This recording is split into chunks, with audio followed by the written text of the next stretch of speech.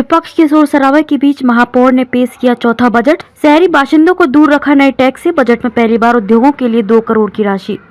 राजनांदगांव महापौर हेमा देशमुख ने अपने कार्यकाल के चौथे बजट में राजनांदगांव शहर की जनता पर नए टैक्स का भार नहीं डाला। शुक्रवार को विपक्ष के भारी शोर शराबे के बीच उन्होंने बजट प्रस्तुत किया। नगर निगम के इतिहास में पहली बार उद्योगों के लिए 2 करोड़ रुपए की राशि का प्रावधान रखा। साथ ही महापौर ने 22,45,000 के घाटे का बजट सदन में पेश किया। इससे पहले महापौर के बजट प्रस्तुत करने के दौरान प्रतिवेदन पठन के बीच विपक्षी पार्षदों ने बूढ़ासागर भ्रष्टाचार को लेकर हंगामा किया। इधर महापौर हेमा देशमुख ने पार्षद दल के साथ सदन में शामिल हुई। नगर पालिक निगम राजनांदगांव के पार्षद दल प्रवक्ता एवं सदस्य अपील समिति ऋषि शास्त्री ने सदन के मध्य सभापति को मुख्यमंत्री के नाम न्याय का प्रतीकात्मक चिन्ह भेंट किया और बताया कि छत्तीसगढ़ प्रदेश में हर वर्ग का उत्थान हो रहा है और सबके साथ न्याय हो रहा है।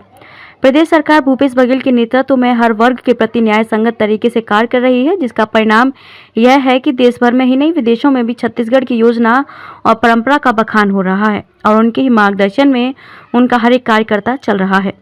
इसी भूमिका में भी संस्कारधानी का नगर निगम मुख्यमंत्री के उद्देश्य को भूमिका प्रदान कर रहा है और दूसरी ओर देश भर में महंगाई की आग फैल चुकी है। सांप्रदायिक दंगे हो रहे हैं, विशेष वर्ग को तबस्सुम दिया जा रहा है। अब देश भर के हालात ये हो गए हैं कि लोकतंत्र बचाने और अधिकारों से डरो मत के नारे मजबूत हो रहे हैं। सत्ता पक्ष के वरिष्ठ पार्षद कुलबीर छाबड़ा ने निगम प्रशासन पर शीतला मंदिर स्थित विसर्जन कुंड के निर्माण पर सवाल उठाते हुए कहा कि जोत विसर्जन कुंड के लिए उनके द्वारा 4 लाख पार्षद निधि से दी गई थी, लेकिन पिछला कार्यकाल में काम नहीं दिख रहा है और पैसा निकल गया। यह जांच का विषय है। इसके लिए उन्होंने सदन में जांच के लिए निवेदन किया है। नगर निगम का बजट पेश हुआ है। बजट बहुत अच्छा है। नगर निगम का आज बजट पेश हुआ है। मेरे कार्यकाल का यह 24वां बजट है। बजट बहुत अच्छा है। बजट में शहर विकास की जो कल्पनाएं हैं और जो काम की गति है उसको करने का प्रयास किया गया है, सामने प्रदर्शित करने का।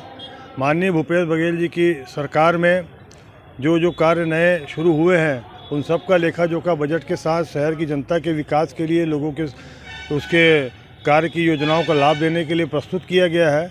बजट में कुछ बातें जो हैं वो जो शहर के विकास से पुराने कार्यकाल से संबंधित बातें भी मैंने वहाँ पर रखी है। जैसे बूढ़ासागर का जो सौंदर्यीकरण कार्य है वो पुराने मधुसूदन यादव महापौर जी थे, डॉक्टर रमन सिंह जी मुख्यमंत्री थे, भाजपा कार्यकाल का रहा है। अभी उसमें जांच हुई है, उस बातों को भी हमने रखा है। और साथ में जल मिशन जो है हमारा अमृत मिशन, उन बातों पर विशेष मेरा फोकस रहा है। मैंने सदन में बहुत सारी चीज़ों की जानकारी उसमें मांगी है और क्योंकि नगर निगम प्रशासन कह रहा है कि दिसंबर में अमृत मिशन योजना कंप्लीट हो गई, तो दिसंबर में जब कंप्लीट हो गई तो नगर निगम में जो आंकड़े आए हैं कि उसमें आय जो बताई जा रही है कि हमारे को जो उससे जल कर से आय मिलेगी, तो मैंने वही पूछा है कि पिछले समय तक के जो चल रहा है वो 200 रुपये प्रति माह आवासीय जल कर लगता है और वर्तमान में यदि योजना पूरी हो गई तो उसमें मीटर के हिसाब से प्रति लीटर पानी के हिसाब से आय होगी, हमको जो कर मिले उसका मिलेगा।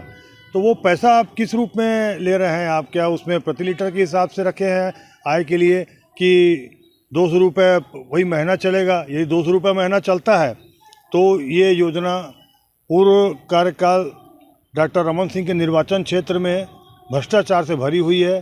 पाइपलाइन की स्थितियाँ बहुत दयनीय है, पानी कहीं आ नहीं रहा है। खुद मैंने माननीय आयुक्त महोदय जी को लगातार 6 महीनों से अवगत करा रहा हूँ कि शहर की पानी तकलीफ़ में है और लोगों को पानी नहीं मिल रहा है।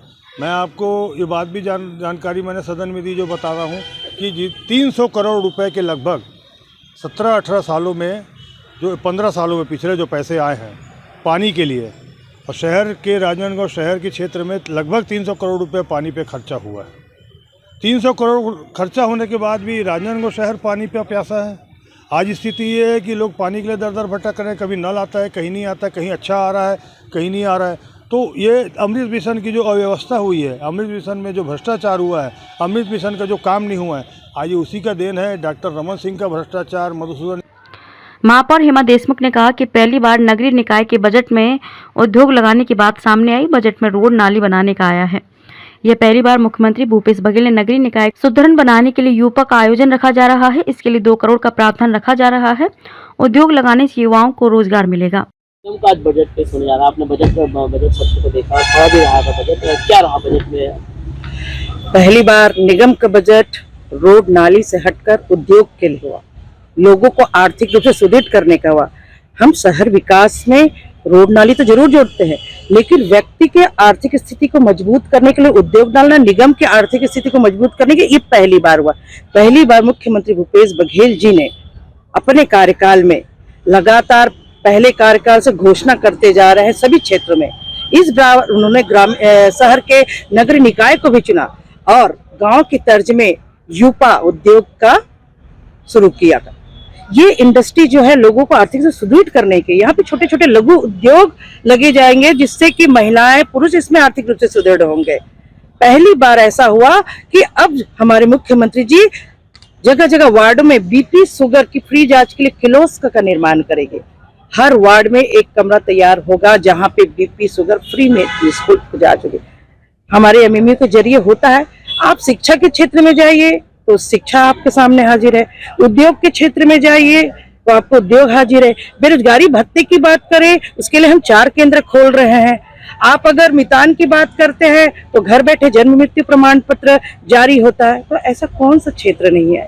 राज्य युवा मितान क्लब के जरिए 25,000 लोगों युवा को मिल रहा है कार्यक्रम करने के लिए। रामायण के माध्यम से धर्म का प्रचार, हमारे प्रभु राम का, हमारे जो भांचे हैं राम के छत्तीसगढ़ के, उनकी हम महिमा मंडन कर रहे हैं। तो ऐसा कोई भी स्थान नहीं है जहाँ पे सरकार काम नहीं कर रही, उसके साथ नगर निगम मिलकर काम नहीं कर। हमारी योजना में भी, हमारे बजट में वही चीज है। छत्तीसगढ़ ओलंपिक खेल जो है नगर निगम से जुड़ी है, साहित्य सम्मान है, खेलों पे सम्मान है। तो लगातार हम काम करते चले जा रहे हैं और वो धरातल में दिख रही है। हमारे आयुर्वेदिक हॉस्पिटल में बड़ा एक शॉपिंग मॉल जैसा तैयार हो रहा है जिसकी हमारा टेंडर लग चुका है। अभी मुहारा की पुण्य मेला के लिए भी घोषणा हुई है।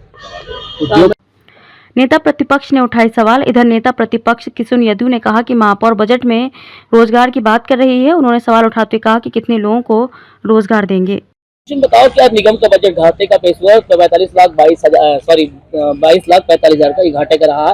दूसरा, आप लोगों ने सदन में जम के हंगामा किया है, चाहे भ्रष्टाचार के मामले को लेकर या FIR को मामले को लेकर। जी बिल्कुल सही है। आज नगर निगम में महापौर जी ने अपना चौथा बजट प्रस्तुत करी। बजट में बहुत सारे बजट प्रावधान करी कि ये काम करेंगे वो करेंगे, जिसमें काम करना है मतलब खर्च करना है। महापौर जी अभी तक के क्लियर नहीं कर पाई है कि उसके लिए पैसा कहाँ से आएगा। आप किसी भी प्रोजेक्ट को पूरा करने के लिए पैसा लगे, कितना राज्य शासन से मिलेगा, कितना नगर निगम अपने स्वयं के संसाधनों से, आय के संसाधनों से पूरा करेगी। क्योंकि बजट पुस्तिका जब आप देखेंगे तो उसमें आय बढ़ाने के लिए एक भी उपाय नहीं किए गए। पहली बार ऐसा हो रहा है कि नगर निगम के बजट में आय बढ़ाने के विषय को छुआ भी नहीं गया है। तो बिना आय बढ़ाए आप जो है कैसे अपने सड़कों को ठीक करेंगे, कैसे महापुरुषों की मूर्तियों की स्थापना करेंगे। एक जो प्रमुखता के साथ आता है बार बार जो है कि महापुरुषों की मूर्ति स्थापना की, एकमात्र मूर्ति की स्थापना अभी छत्रपति शिवाजी महाराज की, वो भी महापौर जी क्लियर कर दे कि किसके पैसे से हुआ है। मेरी जानकारी में जो है कि नगर निगम के मनोनीत पार्षदों के फंड से जो है, पार्षद निधि के पैसे से। महापौर जी तो महापुरुषों के पैसे के लिए राज्य शासन से भी पैसा नहीं ले पाई। इससे पहले के कार्यकाल में माननीय मधुसूदन यादव जी जब महापौर थे, आप देखे होंगे महाराणा प्रताप, सुभाष चंद्र बोस जी, कांग्रेस के जो नेता हमारे राजनांदगांव के विधायक थे, शहीद उदय मुदलियार जी, अल्लाह नूर जी सहित, गौरव स्थल में चार शहीद संदीप यादव सहित आप विभिन्न स्थानों पर देखेंगे महापुरुषों के और राजनांदगांव से जुड़े हुए हस्तियों की मूर्तियों की स्थापना लगातार किए हैं। महापौर जी चौथा बजट प्रस्तुत कर रही है। एक महापुरुष की मूर्ति की स्थापना करी, वो भी नगर निगम के एल्डरमैन लोगों के पैसे से। महापौर जी स्पष्ट करें कि अपने बजट को कैसे पूरा करेंगे, कहां से पूरा करेंगे। एक और विषय आया है रोजगार का। महापौर जी बहुत ही जोर शोर से बोल रही कि हम रोजगार देंगे, हम रोजगार देंगे। कितने लोगों को रोजगार दोगे? रोजगार स्थायी होगा अस्थायी होगा? आपको बता दूं, रोजगार दिए हैं माननीय डॉक्टर रमन सिंह जी ने नरेंद्र मोदी जी के स्कीम में SLRM सेंटर के माध्यम से। 450 महिलाएं नियमित रूप से आज काम कर रही हैं। आप सब उसके साक्षी हैं। आपके घर से रोज जो है डोर टू डोर कचरा का संग्रहण करती है। स्थायी रूप से उनको रोजगार दिया गया। रोजगार देने वाले लोग ढिंढोरा नहीं पीटते, जिनको रोजगार नहीं देना है वो ढिंढोरा पीट रही है। महापौर जी आपके माध्यम से स्पष्ट करें मेरे इन सब विषयों को।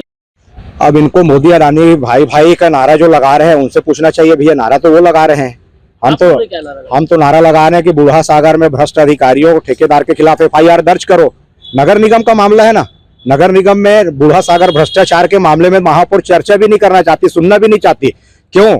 क्या महापौर जी का वरद हस्त है क्या ठेकेदार को या इन अधिकारियों को? क्यों डर रही है महापौर जी इसमें चर्चा कराने से? दम है तो चर्चा करवाएं, और दूध का दूध पानी का पानी। पिछले सदन में जो निर्णय हुआ था, निलंबन की कार्रवाई, एफआईआर दर्ज करना, और इसके साथ साथ मैं फिर एक चीज बोल रहा हूं आपको, बूढ़ा सागर में जो 15 करोड़ के जो काम हुए जिसमें भ्रष्टाचार हुआ है, ठीक है, दोषियों के ऊपर कार्रवाई हो रही है, ठेकेदार को ब्लैक लिस्ट करने की सिफारिश की गई है, एफआईआर करें। और मेरी आपके माध्यम से मांग है कि वो प्रोजेक्ट पूरा कैसे होगा इस बारे में भी महापौर जी चिंता करें, क्योंकि किसी के ऊपर कार्रवाई कर देना, सस्पेंशन है, आज नहीं 2 महीने बाद 4 महीने बाद बहाल हो जाएंगे, कोई जीवन भर के लिए नौकरी से बाहर नहीं होंगे, वो किसी भी प्रकार से प्रक्रिया पूरा करके वो आ जाएंगे। हमारा प्रोजेक्ट पूरा कैसे होगा? महापौर जी के वरद हस्त प्राप्त अधिकारियों ने जो भ्रष्टाचार के पैसे अपने घरों में जमा किए, उन पैसे को निकाले महापौर जी और उस प्रोजेक्ट को पूरा करें।